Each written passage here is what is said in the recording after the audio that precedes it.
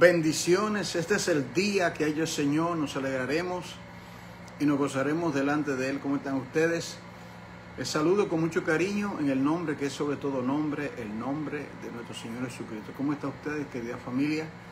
Continuamos con nuestros estudios en estos cursos de capacitación ministerial y me alegra oír que muchos hermanos me contactan que le están siendo de grande bendición, que todos juntos, como digo, es un proceso. Aquí Él es el único sabio Dios que conoce, el que tiene la verdad absoluta. No es ningún hombre, todo hombre es mentiroso. Las denominaciones no tienen la verdad absoluta, solo Dios es el sabio. Así es que podemos disentir en un punto u otro que no sea esencial para la salvación. Somos hermanos. Después que usted sea un redimido, verdaderamente un redimido, con la sangre de Cristo, te extiendo la diestra de saludo y de respeto y de amor, de cariño, porque el Señor es uno y nosotros somos su pueblo, ovejas de su prado. Bienvenidos, bienvenidas a todos y a todas.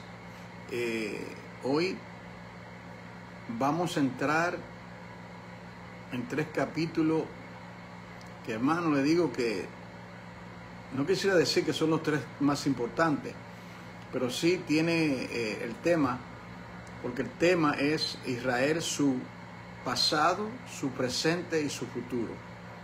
Israel, su pasado, su presente y su futuro. Hoy vamos a iniciar la primera parte de este estudio de Romanos capítulo 9, que tiene que ver con el pasado de Israel. Por favor, únase conmigo y vamos a presentarnos delante de Dios, pedir al Señor que nos guíe, nos enseñe, nos corrija, porque sin Él absolutamente nada podemos hacer. Buen Dios y Padre, Dios de Abraham, Dios de Isaac y Dios de Jacob, Dios y Padre de nuestro Señor Jesucristo, de quien están escondidos todos los tesoros de la sabiduría y de la ciencia de Dios. Solo a ti, oh Dios, Adonai eterno, te damos gloria y alabanza. En esta hora, Señor, yo te suplico, Señor, una unción fresca de tu Espíritu Santo para yo poder expresarlo correctamente. Cuida mi mente de errar, Padre amado, de ir por laberintos escabrosos, túneles oscuros. Líbrame del texto sin su contexto. Líbrame de toda mala interpretación de las Escrituras. Padre amado, lo único que está en mi corazón es glorificar tu nombre, dar por gracia lo que por gracia me ha concedido y así transmitirlo según, Señor, tú me enseñas, Padre. Quiero aprender también de los estudiantes por medio de sus comentarios, sus preguntas, porque estamos todos en una gran jornada de aprender y desaprender. Ay de nosotros cuando decimos, esta es mi postura, de aquí nadie me saca, y luego encontramos que hemos estado completamente equivocados, sinceramente equivocados. Líbranos de la prepotencia, del orgullo. Líbranos, Señor, de todo aquello que vaya en contra de tu santa voluntad. En el nombre de Jesús te lo pido. Amén. Bien, querida familia, aquí nos encontramos pues con nuestro estudio sobre la carta del apóstol Pablo a los romanos. Y yo quiero reiterar la importancia de la carta a los romanos. Si usted domina, escuche bien, si usted pone como meta estudiar, usted puede estudiar otros libros de la Biblia, pero dominar, usted entiende, dominar la carta a los romanos, usted va a entender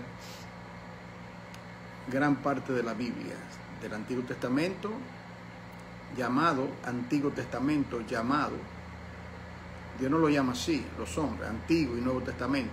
Pero bien, lo dejamos ahí. Usted va a dominar el material, ¿verdad? Cuando dominar, usted sabe que a veces le dicen uno, tú dominas bien el inglés. Bueno, usted viene a este país como yo, si nosotros no conocemos el idioma inglés. Yo vine aquí y no sabía absolutamente nada, sabía yo en inglés. Entonces tuve que ponerme en la escuela, hablar con mi hermano que sabía inglés y comenzar a dominar el inglés. Bueno, así mismo, Dios te bendiga, Raquel Martínez. Hace tiempo no te veía, querida hermana. Saludo a tu esposo y familia, abrazos fraternales. Bien, estos capítulos de Romanos 9, donde nos encontramos, 10 y 11, son muy importantes porque tiene que ver con el pasado, el presente y el futuro. Ahora bien, antes de entrar al capítulo 9, déjame darle un breve repaso para podernos ubicar. El apóstol Pablo anhelaba ir a Roma y por muchas circunstancias, guiado por el Señor, él no podía llegar allá. Antes de llegar, él escribe a las iglesias que están en Roma. Él no fue el que plantó esa iglesia, o como llaman algunos, el que fundó la iglesia. Palabra muy errada, el hombre no puede fundar una iglesia. Pero bien, dejamos esa ignorancia de los hombres y sigamos hablando que posiblemente los que estuvieron en el día de Pentecostés, ahí había, si usted lee Hechos 2, había personas creyentes de la diáspora que habían salido por muchas razones y habían estado en el día y ahí habían hermanos de Roma, judíos que residían en Roma. Y ellos, por ejemplo, Aquila y Priscila, fueron personas que también estaban en la diáspora. Entonces, damos la bienvenida a Mercedes, a la hermana Ponce y a los demás, bienvenidos. Entonces, el apóstol Pablo le escribe esta majestuosa carta del apóstol Pablo a los romanos. Yo quiero reiterar que el capítulo 9, 10 y 11 son de suma importancia para nuestro entendimiento. Yo tengo unos diagramas que yo quería presentárselos, pero el problema es que me salen a la inversa cuando lo proyecto. Entonces, usted sabe, yo no soy un experto. Cuando lo proyecto en la pantalla del televisor, como ese problema se había resuelto y ahora otra vez. Entonces yo quería presentárselo para que usted pueda ver y quizás tomar nota, porque esto es de demasiada importancia. Porque yo voy ahora a contestar la pregunta si la iglesia ha reemplazado a Israel en los planes de Dios. Porque esto es una mentira que se ha propagado literalmente, por siglos y siglos y siglos. Las iglesias que van bajo el esquema de las dispensaciones, esas iglesias dicen que hay dos pueblos, Israel, Jehová, cabeza de Israel, y la iglesia, Jesús, cabeza de los santos. Eso es un error colosal. Siglos y siglos. Entonces lo que vamos a hacer hoy, vamos a hacerlo pausadamente y voy a tratar de explicar según lo que el Señor a mí me ha enseñado. Y le pido a cualquier hermano que esté en línea que me corrija si usted considera que yo digo algo que está fuera de la Escritura. Si no está en la Biblia, póngalo a un lado. Cuando me sirven un plato de comida en un lugar, ¿verdad? Y si hay algo en particular que yo soy alérgico o cualquier cosa, yo lo pongo a un lado con todo respeto. Entonces haga lo mismo con la Escritura. Ahora, esté seguro que cuando si usted va a rebatir a alguien, usted tiene que tener su base. Usted tiene que abrir la Biblia y decirle, hermano, esto no es así por esto. No, esto no es un asunto de mi opinión. No es tu opinión. esto no es un asunto de mi persuasión teológica. Esto es un asunto de mirar las Escrituras, mirar su contexto. Y su contexto, no solamente el contexto, son los versículos que están arriba, abajo, al lado, los vecinos, yo digo. Pero el contexto tiene sus raíces en el Antiguo Testamento, porque el Nuevo Testamento no fue escrito en el vacío. Y déjeme reiterar, 3/4 partes de la Biblia es el Antiguo Testamento. ¿Cómo dijo usted, hermano? Que 3/4 partes de la Biblia es el Antiguo Testamento. ¿Y cómo es eso, hermano Juan? Bueno, porque tenemos 39 libros en el Antiguo Testamento. Entonces, los escritores de la Biblia, todos eran hebreos. ¿Y qué trasfondo tendrían ellos en el idioma que hablaban, la cultura en que vivían? Hebrea. ¿Y de quién hablaban ellos? De un Yeshua, un Mesías, hebreo. ¿Qué era Pablo? Hebreo, judío. Pedro, ¿me doy a entender? El idioma. Entonces, nosotros no podemos ignorar esto, hermano. El trasfondo histórico, cultural, lingüístico de un documento de la Biblia que tiene miles de años.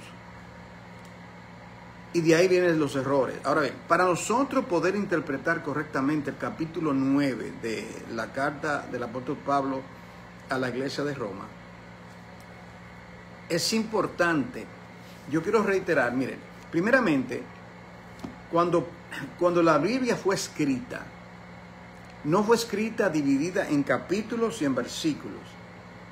Eso vino aproximadamente 1 milenio después de que Pablo escribió.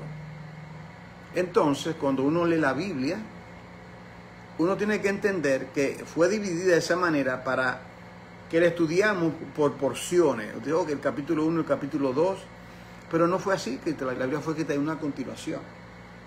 Entonces, si usted mira un pergamino de la carta de Pablo a los romanos, es un rollo completo.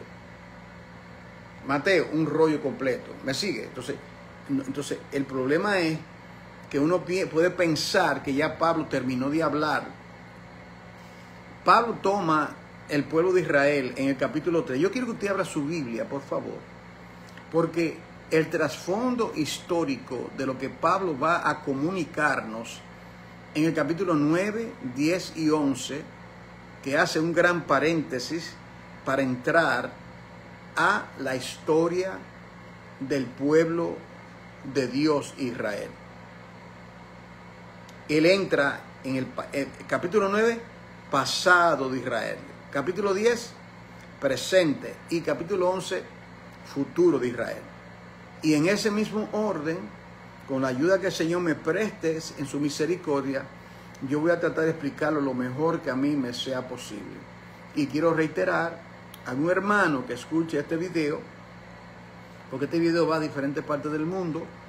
Usted me dice, me manda una nota, hermano, aclárame esto, o puedes refutarlo, pero póngame su base, porque en parte conocemos y en parte hablamos.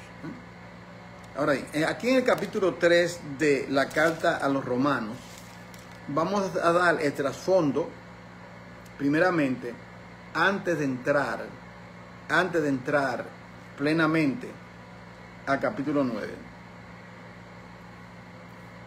En capítulo 3, el apóstol Pablo de Romano,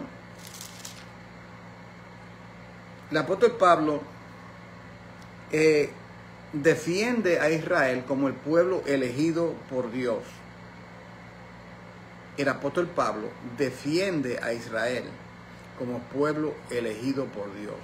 Él dice, ¿qué ventaja pues tiene el judío? ¿O de qué aprovecha la circuncisión? ¿Qué ventaja? ¿Tiene alguna ventaja?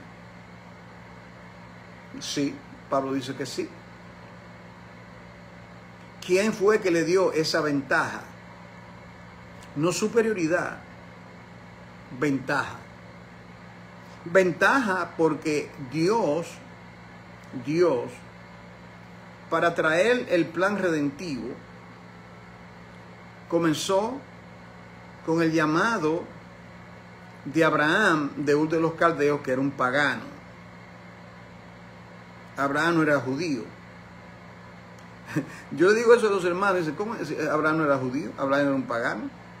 Lo de judío viene luego por medio de Jacob.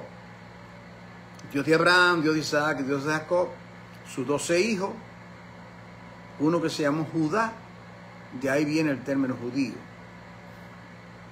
A veces no se entiende que judío, israelita,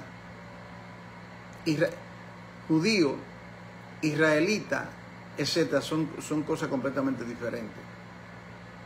Pero eso ya yo lo estudié con ustedes, no quiero desviarme. Ahora bien,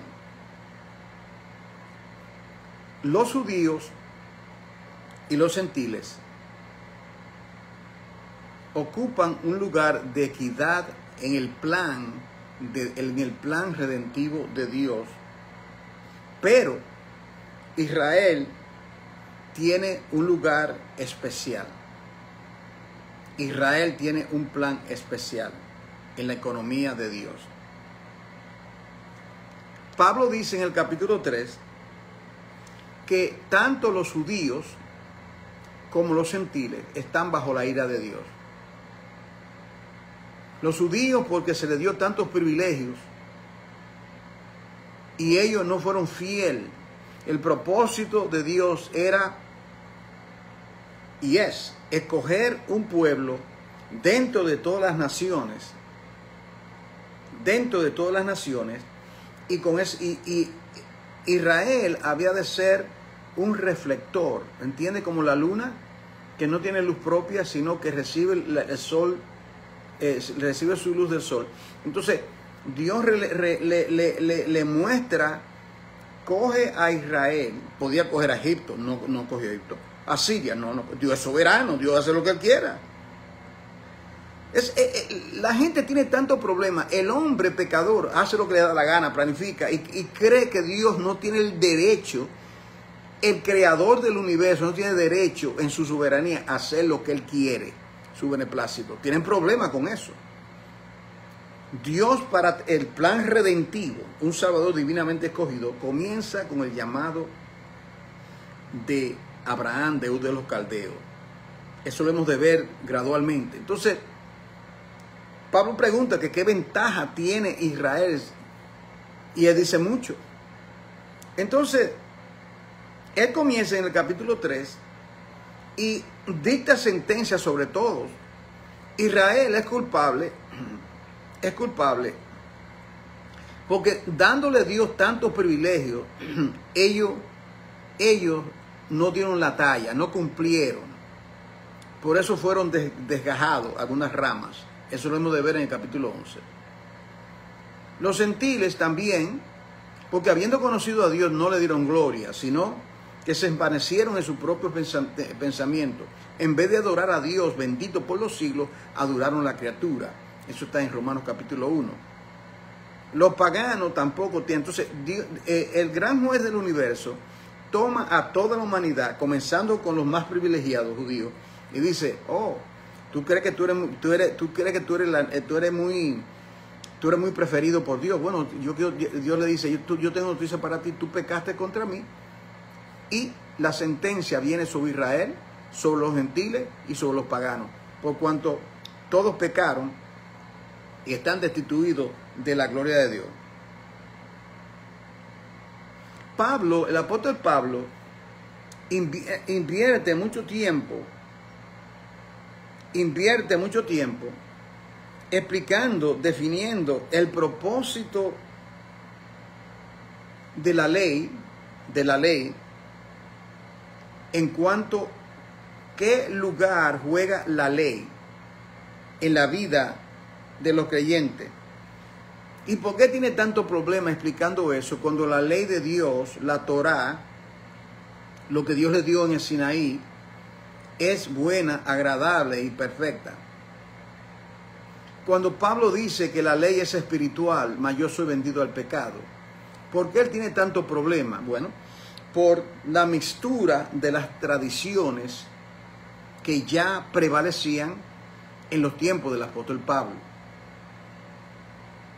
Es decir, Dios dio su palabra, y luego que Dios dio su palabra, los 10 mandamientos, estatutos y decretos, los judíos comenzaron a dar sus propias interpretaciones de ese documento. Eso se llama la ley oral. Para los judíos, hasta el día de hoy, consideran la ley oral de los sabios rabinos a la par con la ley escrita. Entonces, los gentiles, el cristianismo le tira piedra a los judíos. Sus tradiciones, ahora, ok. Entonces, los gentiles no tienen tradiciones. ¿Sabía usted que nosotros hemos adoptado costumbres, cosas en la iglesia, de la iglesia católica? ¿Usted está consciente de eso? ¿Sabía usted que hay más de 40,000 denominaciones, con cada una con su constitución, su agenda, su visión, su proyecto? ¿Cómo es que 40 denominaciones con diferentes puntos va a estar a la par, a la línea de las escrituras? ¿Cómo? Tradiciones de hombre. ¿Cuál fue el problema del apóstol Pablo? Y más aún, el problema principal, el choque de Cristo contra el sistema. ¿Por qué tus discípulos no se lavan la mano? Dice la Biblia que, dice la Torá, la Escritura, que había que lavarse la mano. No, tradiciones. No te es lícito cargar carga en el día de reposo. Hipócrita. Si tu asno se cae, recuerda, si tu asno se cae, tú no vienes y lo sacas, ¿cuánto más este hombre que estaba enfermo? Tradiciones. O sea, el cristianismo se cree, a través de los siglos, ellos se creen como que yo también. Y eso es piedra para los judíos, y piedra, y no saben que ellos continúan siendo el pueblo de Dios. Déjame aclarar algo. Yo no estoy hablando del Israel étnico, todo Israel que es el pueblo de Dios. No. Lo que son llamados conforme a la promesa. Lo que reciben, como dicen ellos, a Yeshua, the Messiah. Lo que reciben a Cristo. Todos los que recibieron le dio potestad de ser hechos hijos de Dios. Al judío primeramente y luego al griego. Porque no hay diferencia por cuanto todos pecaron. Los judíos, para ser salvos, tienen que reconocer a Jesucristo, su sacrificio. Ellos tienen que aplicar por la fe el sacrificio perfecto del Mesías para ser salvo. Todo judío. Entonces, ¿y cómo eran que los judíos en el Antiguo Testamento eran salvos, hermano Juan? Si la sangre del Mesías no había sido derramada. Buena pregunta. Por la fe. Por la fe. Usted quiere convencerse que solamente tiene que leer, lo hemos de estudiar, el capítulo 11 de la carta del apóstol Pablo a los Hebreos. Por la fe. Abel, por la fe, Isaac, Abraham, Moisés, los jueces, los patriarcas. Por la fe. ¿Por qué? Porque la fe es o viene por el oír, y por el oír por la palabra de Dios. Entonces, para ser salvo hay que oír. Entonces, aunque Abraham, Isaac, Jacob no fueron lavados con la sangre de Cristo, no dice eso. La base es la misma. Ellos tenían que tener fe en lo que Dios dijo. Fe creyó. Mire, el texto más extraordinario del libro de Génesis es Génesis 15:8. Creyó Abraham a Dios y le fue contado por justicia. La justificación, por eso es que cuando Pablo habla de justificación, el ejemplo que él toma es Abraham. La base de la justificación no viene ahora en el Nuevo Testamento de ser justificado, de ser salvo. La gracia no es en el Nuevo Testamento, la gracia se manifestó en el Antiguo Testamento. ¿De dónde que se saca que la gracia comienza?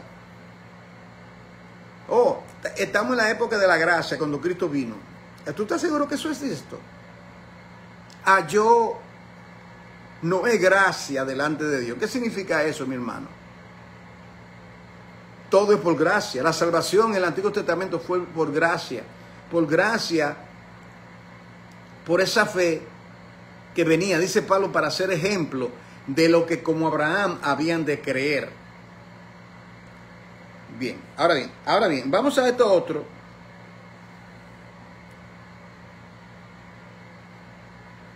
Cuando nosotros llegamos, por ejemplo, Cristo habla el sermón del monte. En el sermón del monte, el Señor Jesucristo realza la ley o su palabra que le había dado a los santos en el Antiguo Testamento. El sermón del monte no fue para reformar la ley. No fue para reformarla, no fue para cambiarla. Cielo y tierra pasará, mas su palabra no pasará. El sermón del monte fue para reformar el judaísmo recalcitrante que ya había sido contaminado a través de todas las épocas. Usted sabe cómo termina el llamado Antiguo Testamento, que Dios no lo llama Antiguo Testamento, pero el hombre lo llama así. Dios llama, ¿sabe cómo termina? En Malaquías. Es más, se lo voy a leer. Voy a ir a Malaquías por un momento. Si usted me quiere acompañar, por favor, hágalo. Malaquías.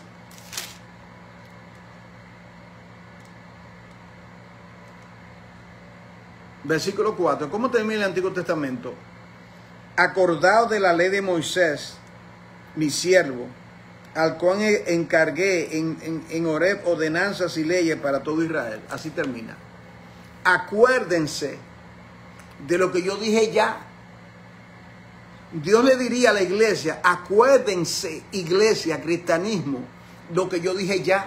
No lo alteren por vuestras tradiciones, nuestros mandamientos, nuestros conceptos, nuestras constituciones, vuestras ordenanzas, añadiéndole un montón de cosas que exceden. Si usted cree que, usted cree que el judaísmo le ha añadido más la palabra de Dios que el cristianismo, ¿qué ustedes piensan? Dios llamará a cuenta a los judíos recalcitrantes que rechazaron la Torá, el mandamiento de Dios, pero a nosotros también, porque en cuanto a Israel hubo un periodo de X cantidad de años, y el cristianismo, ¿cuántos años tiene de privilegio? Y ellos creen, el cristianismo cree que ellos son la última Coca-Cola en el desierto, que ellos pueden decirle a todo el mundo lo que tiene que hacer, cuando está saturado de tantas tradiciones. Reitero, la ley, Cristo cuando dio el sermón del monte y esa bienaventuranza, lo dio no para reformar la ley que él le había dado, sino para reformar el judaísmo. Y usted ve, oíste que fue dicho, ¿usted recuerda eso? Oíste que fue dicho tal cosa. Eso es tradición, mas yo os digo. Y viene y le cita la Torá, le cita el Pentateuco. Oíste que fue dicho, oíste que fue dicho. ¿Oíste de quién lo oíste? De las tradiciones de los rabinos que se habían apartado de la ley escrita y habían añadido la ley oral. Nosotros también tenemos leyes orales, ¿verdad? En el concilio de Dort, en el año 1500,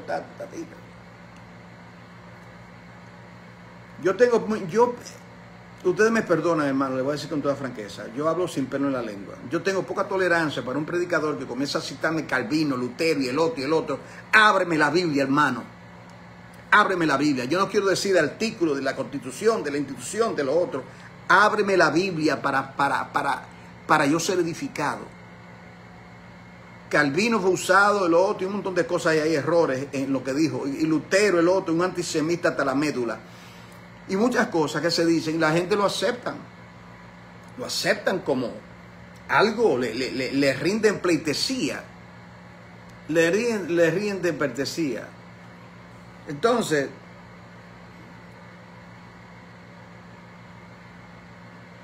el cristianismo, igual que el judaísmo, tiene que reaprender todas esas tradiciones como capas. El profeta Isaías, hay un versículo que mientras hablo, el Señor me trae a la mente, que dice que restaurarán ruinas antiguas. Y mire esta frase, los escombros de muchas generaciones. Para mí ese versículo para mí es oro. Usted sabe lo que los arqueólogos hacen cuando van. Hay capas. Cada capa, digamos, un siglo. Y ellos comienzan, cada cierto metro, una civilización y encuentra los artefactos. Así está la iglesia. Así está el judaísmo también. Un montón de cosas. O sea, el fundamento que es Cristo, la pureza del evangelio, está, el fundamento puesto en Sion ya está completamente puesto. Y ellos, hasta ver el tiempo, le han añadido un montón de tradiciones de hombre, conceptos de hombre, ideas corruptas de hombre.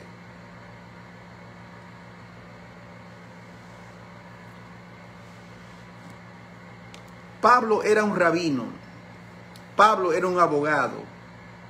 Pablo era un doctor de la ley, fariseo de fariseos.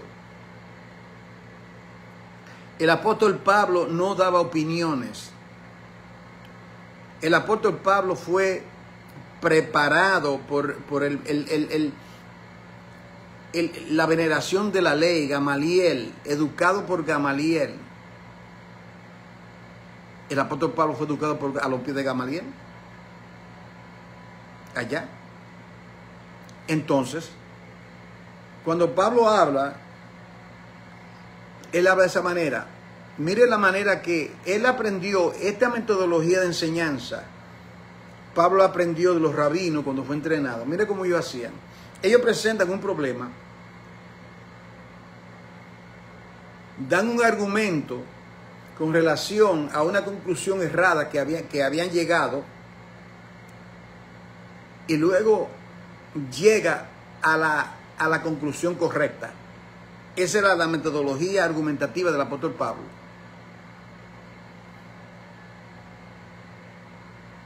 Por ejemplo, dice, él va a decir en el capítulo 9, ¿ha desechado Dios a Israel?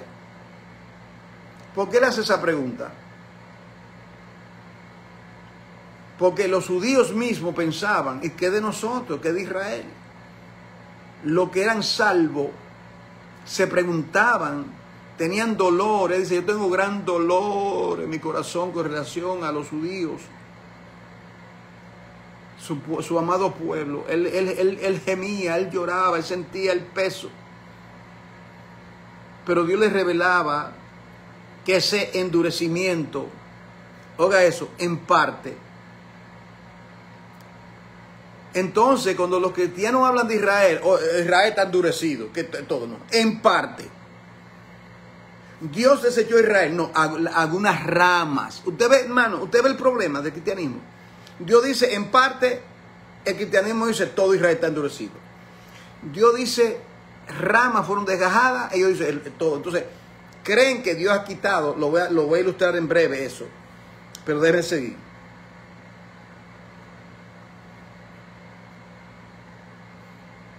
La ventaja, cuando Pablo dice que qué ventaja, Pablo dice, te dice unas cuantas cosas en la cual Dios establece una preeminencia en Israel para que cumpla su propósito. Número 1, Dice Pablo en Romanos 3:2, muchos. ¿Qué ventaja tiene ser judío? Ciertamente, primero, mire lo que es lo primero, que le ha sido confiada la palabra de Dios. ¿A quién fue que Dios le dio la palabra? A los gentiles.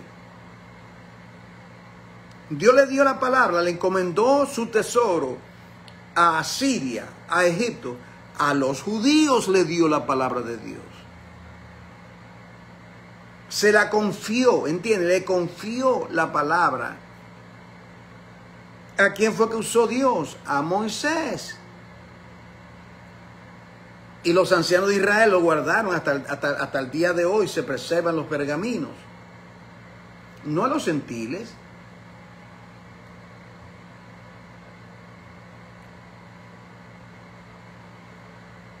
Ellos recibieron la palabra de Dios y ninguna otra nación en el planeta. Escuche eso. Ninguna nación en el planeta Dios le confió la palabra de Dios. Ninguna otra nación. ¿Ok? Dice, versículo 3, está en Romanos 3:3. ¿Por qué? Pues qué. Oiga esto, pues qué. ¿Y qué? Si algunos de ellos han sido incrédulos. Mira lo que dice Pablo. Si algunos de ellos han sido incrédulos.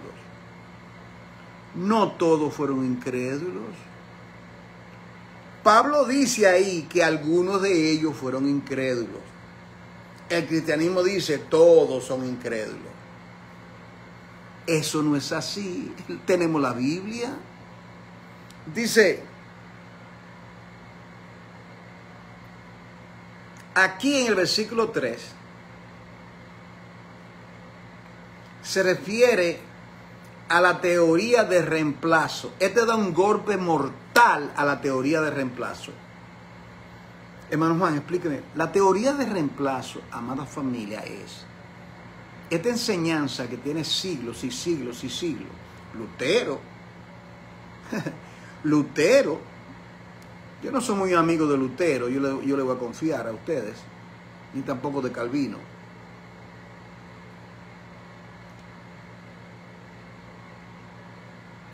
Esto da un golpe mortal, porque la teoría de reemplazo es la siguiente, en pocas palabras.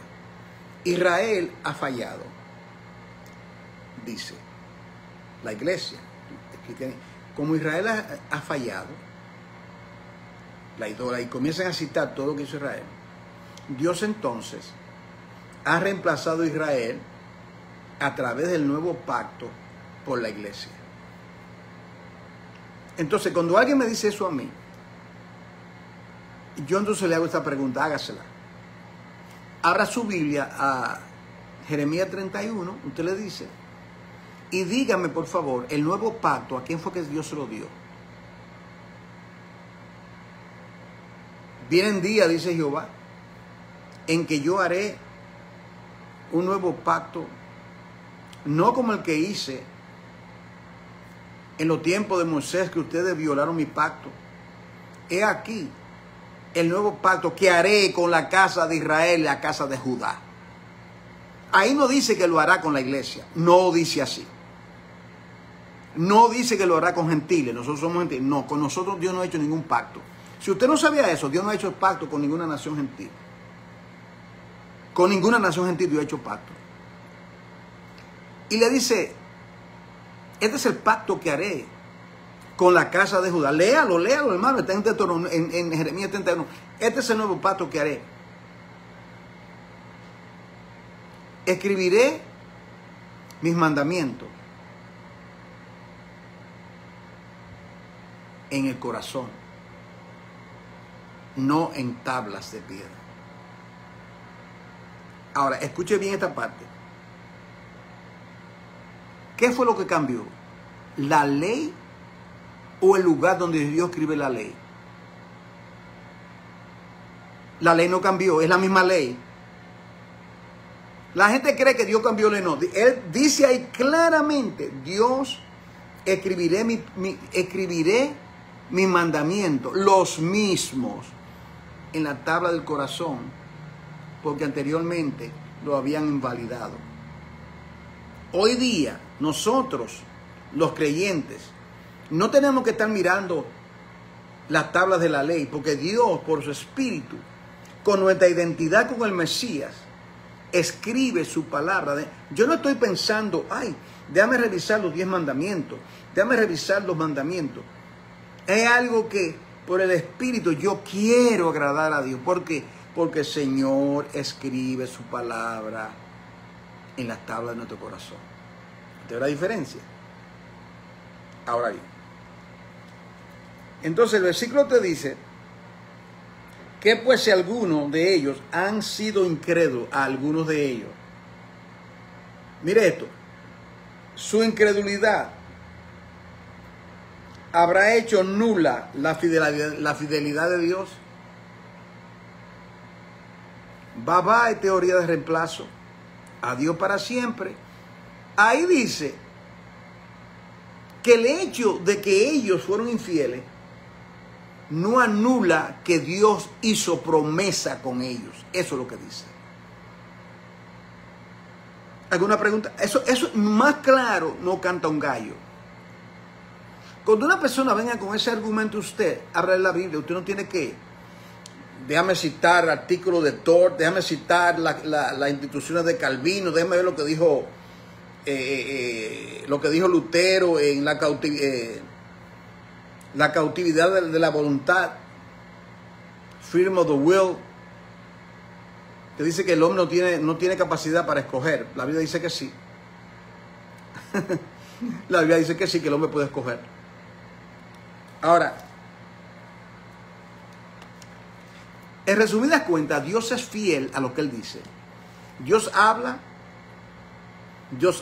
y Dios dice, y lo que Dios dice, eso se cumple aunque pasen 1 billón de siglos. Dios habló y Dios lo cumple. Entonces viene el tema del Mesías. A pesar de que Israel falló, la fidelidad sigue. La infidelidad, mire esto, número 1, la infidelidad de los judíos no cambia la fidelidad de Dios. Aunque nosotros seamos infieles, Él continúa siendo fiel. La fidelidad, ¿cómo se define la fidelidad de Dios? Fidelidad a los pactos y las promesas que Dios le dio por medio de Abraham, Isaac, Jacob y a todo el pueblo de Israel. Y que repercute en nosotros, que luego recibiremos esas mismas promesas por medio de Cristo, sin tradiciones y añadiduras de la ley oral. Ahora, los gentiles no han suplantado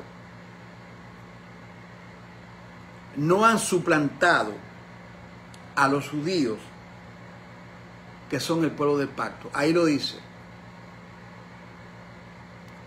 Dice que a ellos se les dio, y usted lo va a ver cuando lleguemos al capítulo 9. Usted ve la importancia de primeramente entrar acá, porque ahora él va a ampliar eso en el capítulo 9. Entonces dice,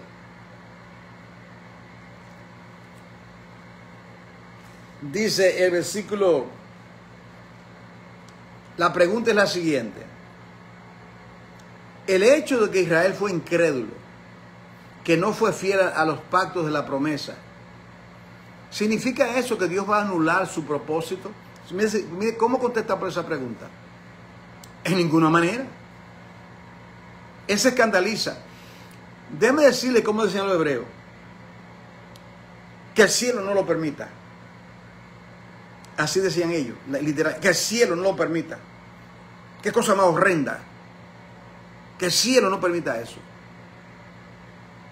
Para Pablo era un horror y terror pensar que alguien pueda pensar, aludir, enseñar que el hecho de que ellos fueron infieles va a anular la fidelidad de Dios. Y eso es lo que específicamente lo que dicen el cristianismo clásico enseña, por siglos enseñan eso.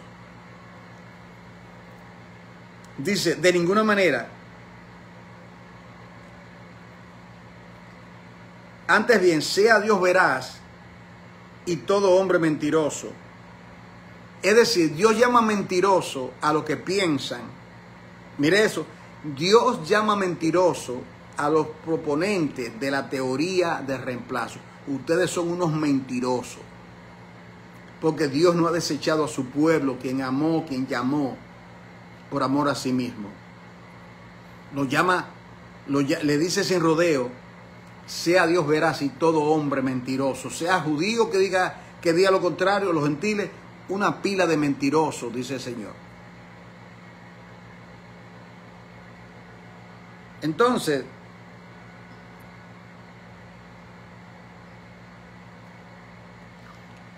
es más, la palabra, yo estoy mirando aquí en mis notas, que la palabra en ninguna manera,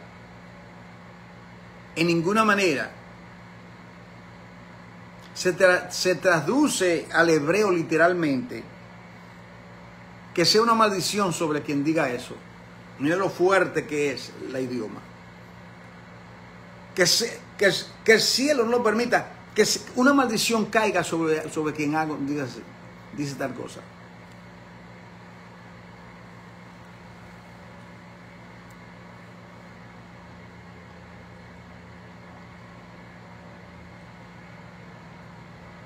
Entonces,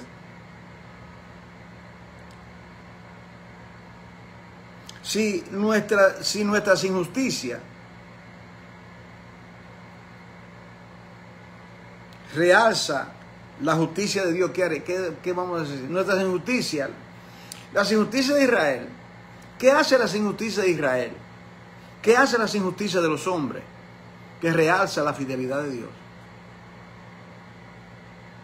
¿Usted sabe cuándo es que las estrellas brillan más? En el trasfondo de una noche bien oscura, que no hay ninguna nube ni nada. Entre más oscura es la noche, más brillan las estrellas. ¿Usted me está entendiendo la ilustración que yo estoy dando? Las estrellas tienen el mismo brillo. Lo que pasa es que la oscuridad realza. Entonces, entre más oscuridad se le pone a lo que Dios ha dicho, a su fidelidad, entre más tradición de hombre, conceptos de hombre, mandamientos de hombre, más realza la fidelidad de nuestro Dios.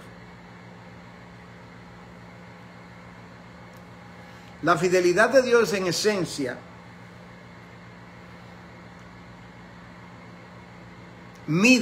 es una vara para medir la infidelidad del hombre. Escuche, la fidelidad de Dios, que Él cumple los pactos. Dios de pacto que cumple sus promesas. Ajá, entendemos eso. Decimos eso y luego decimos que lo que Dios dijo en el Antiguo Testamento, eso no es veraz.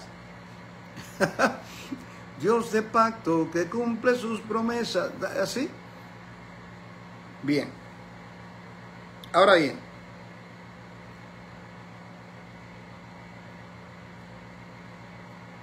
Los judíos, dice aquí, mire el versículo 5. Dice Pablo, hablando como un judío, Pablo dice lo siguiente: y si nuestra injusticia, el hecho que nos hemos apartado de la Torá, de los mandamientos de Dios, hace resaltar la justicia de Dios, ¿qué diremos? ¿Será injusto Dios que da castigo?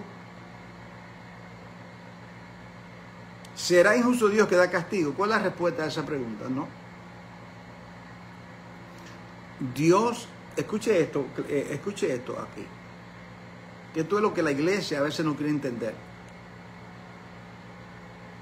Si Dios castigó a Israel, siendo el pueblo de la promesa, por apartarse de su palabra, los gentiles ¿Creen que Dios no lo puede castigar cuando son infieles a su palabra? Siendo que el tronco original es Israel y la rama añadida somos nosotros. Conteste usted esa pregunta. Y Pablo va a hablar de eso. ¿Okay?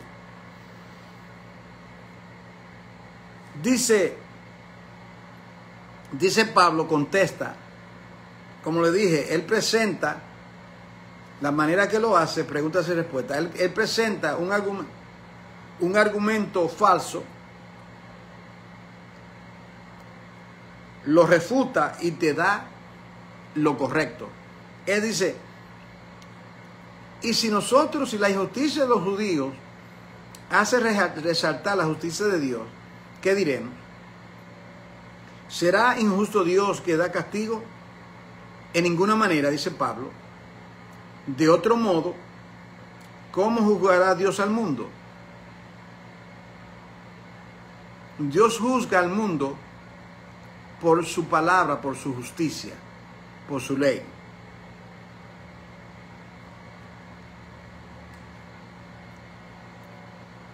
Entonces, Pablo dice, en efecto, ¿cómo el mundo interpreta a Dios? Siempre ha sido mirando a los judíos y mirando a la iglesia. En los tiempos de Pablo, ¿de qué manera el mundo, los paganos, los romanos, Egipto, Siria, las grandes potencias en ese entonces, juzgaban a Dios mirando el carácter de Israel? Y hoy día, ¿qué está pasando hoy? ¿Cómo el mundo juzga a Dios mirando la manera anémica, patética, de un torbellino de miles y miles de denominaciones? Cada uno dice lo que quiera. Mira, hermano, cómo es por todas partes usted ve iglesias. Una persona viene, tiene disgusto con el pastor y se cree, él viene y pone su propia iglesia. Yo tenía un hermano que me estaba ayudando una vez acá, en la congregación. Y dice, hermano, siervo, yo estaba orando a Dios. Esa es siempre ¿verdad? Como que uno es un ignorante. Estaba orando a Dios, siervo, y ya mi tiempo se ha cumplido. El Señor me ha hecho un llamamiento pastoral. Y yo dije, hermano, no, usted está bien aquí. Tenía oportunidad de predicar, me ayudaba. Se fue, hermano, y al año fracasó en todo lo que hizo. ¿Por qué? Porque esto no es un entretenimiento. Uno tiene que tener pasión por lo que uno está haciendo. Amor al Señor, a las almas, a su palabra, para uno poder predicar y enseñar su palabra.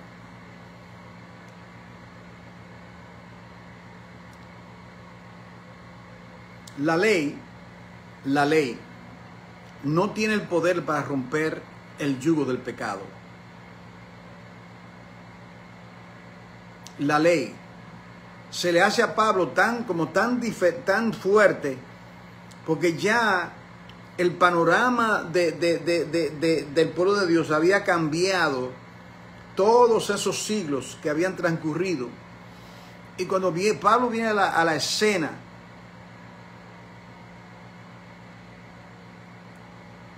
era un laberinto, un callejón sin salida. Entonces, Pablo enseña en sus epístolas que la ley no tiene el poder para quebrantar el pecado. La ley es como un espejo. Es buena, es santa, es perfecta. Un espejo es muy bueno.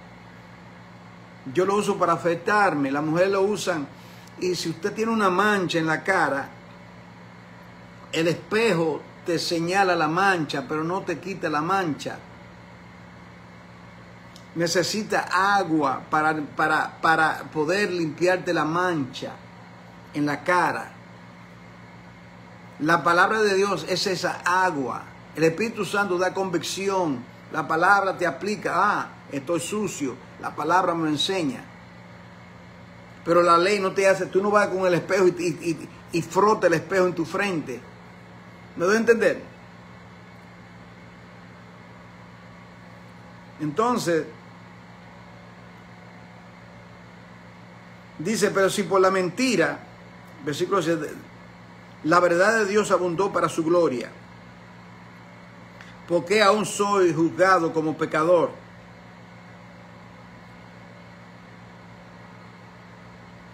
¿Y por qué no decir, como se nos calumnia, y como algunos cuya condenación es justa, afirman, hagamos males para que vengan bien?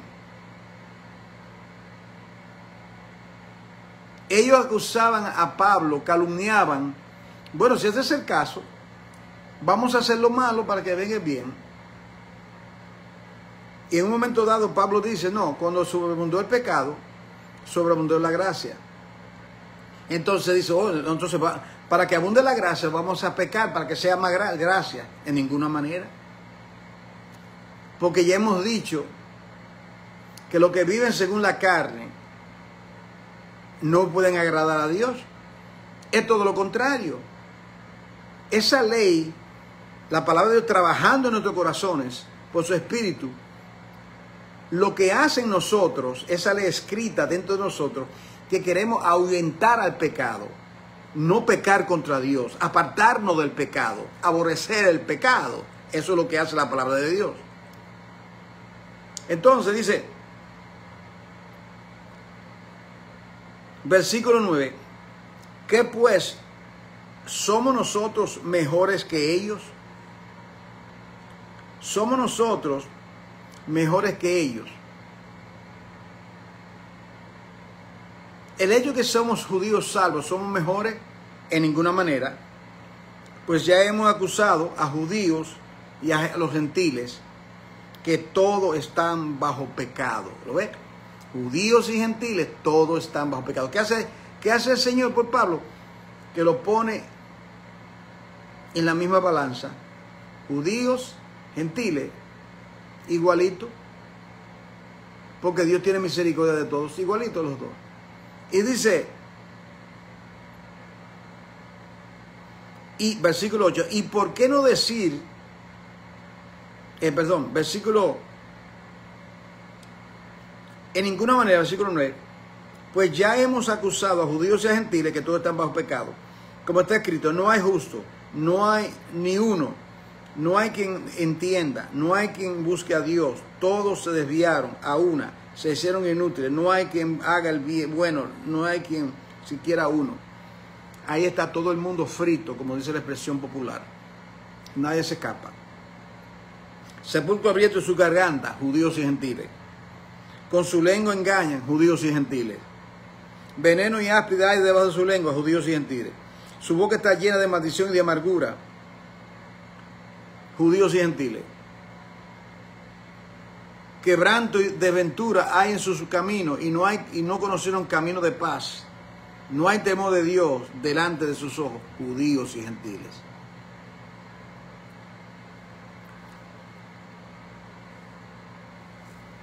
Ahora, viene la pregunta que si el hombre puede, si el hombre puede obedecer la ley moral de Dios. ¿Usted ha oído este argumento? Nadie puede cumplir la ley de Dios. Cristo cumplió todo para mí, por mí. ¿Usted ha oído eso, verdad? Cristo cumplió, como que yo no tengo que hacer absolutamente nada. Ajá, sigue montado en ese caballo que un día te va a caer. Cristo lo cumplió todo en el Gólgota. Yo no tengo que hacer nada. Entonces Dios dio los 10 mandamientos como algo decorativo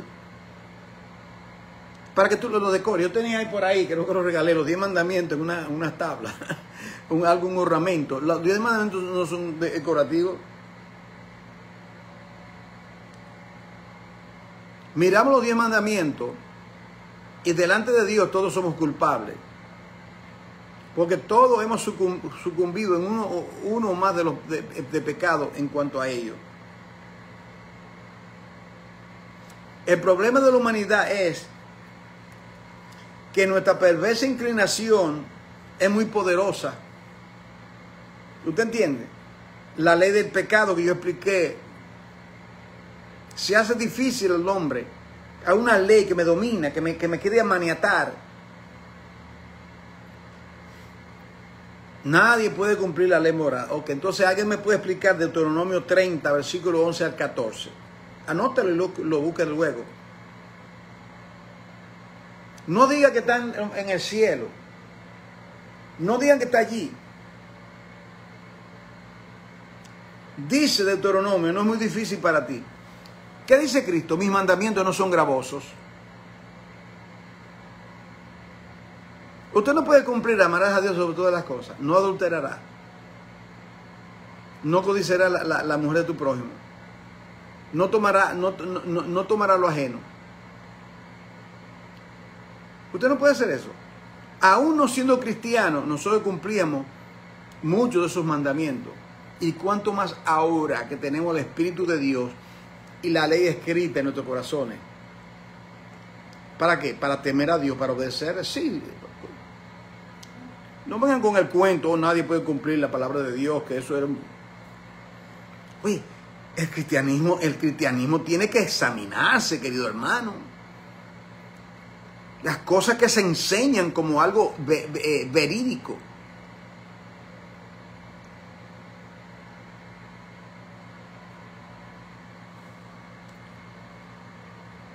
Entonces, llegando a esta recta final, mire esto, hermano, no hemos llegado todavía al capítulo 9.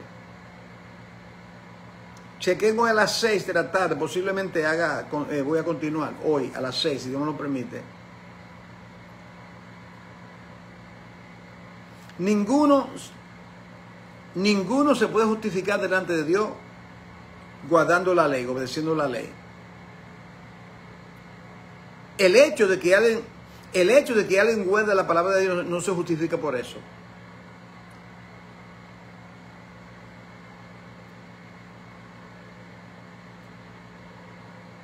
La ley enseña una regla de medir.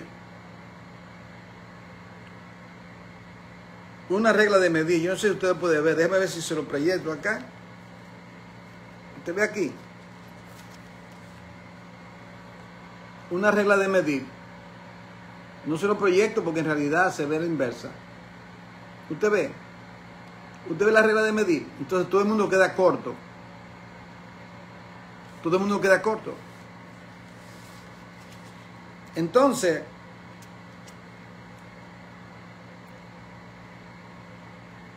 tenemos solo que ser justificados por la fe, no por la observancia de la ley. Por la fe somos justificados pues por la fe, no dice justificados pues por la ley. No, ese es el dechado, ese es el modelo. Nos dice la ley lo que debemos hacer, pero no nos da el poder para hacerlo. Eso viene de otro lugar, viene del Señor, quien escribe esa ley en el corazón. Una vez que está aquí en el corazón, cuánto amo yo, oh Dios, tu ley. Es tu ley. Bienaventurado, sino que en su ley medita de día y de noche. ¿Por qué dice la ley? Porque esa ley está escrita en el corazón.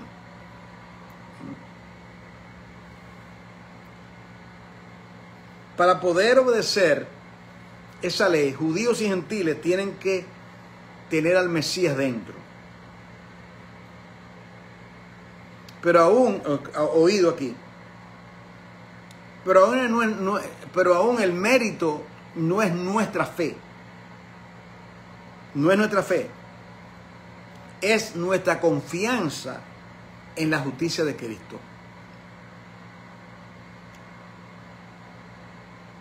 Justificado fue por la fe. Mi fe. La fe viene por el oír, ok.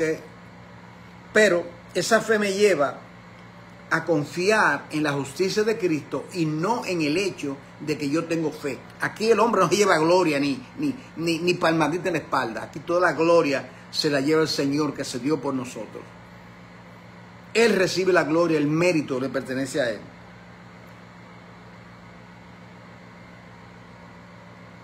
Ahora, para concluir, voy a explicarle aquí algo. Romanos 10:4. Oh, Romanos 10:4. Qué fácil interpretación se le da a Romanos 10:4. ¿Sabe cómo dice Romanos 10:4?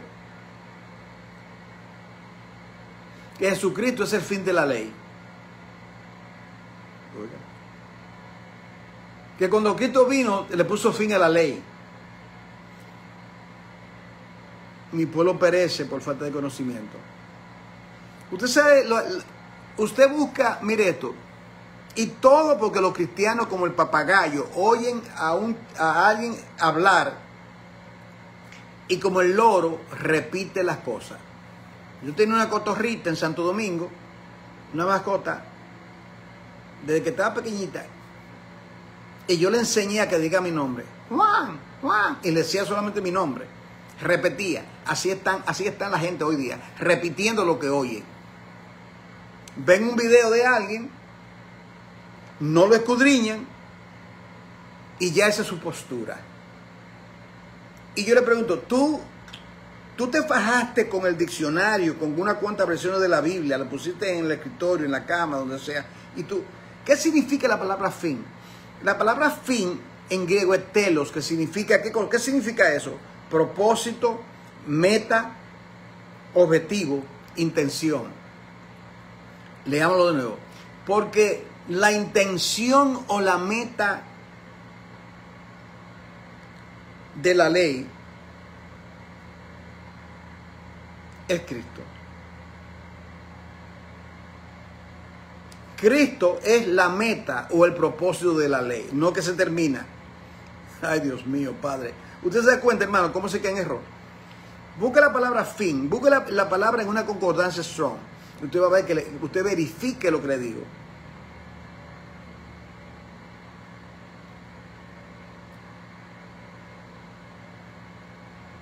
Cristo es el fin de la ley. Cuando Cristo vino, yo he oído predicadores, he oído a un grande teólogo que da vergüenza porque usted no ha hecho su tarea.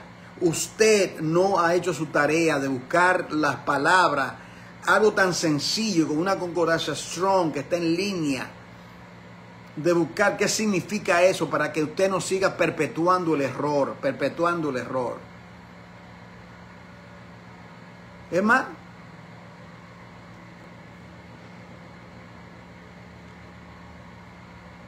Mateo 5, anótelo, 17 y 18 le da un golpe mortal a esa falsa interpretación.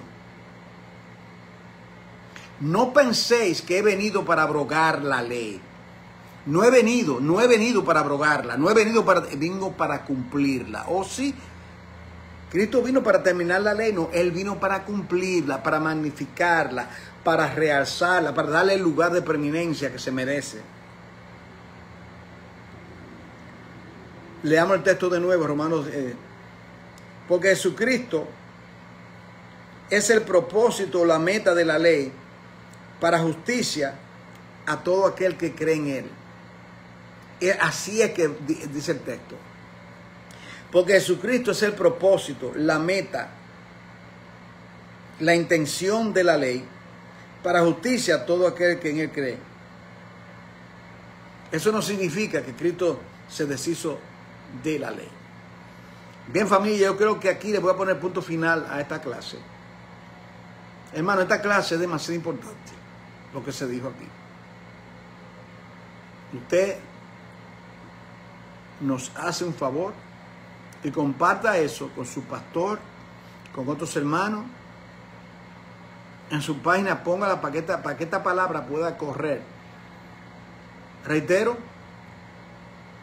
a las 6 hoy nos reencontramos y continuaremos con el pasado de Israel.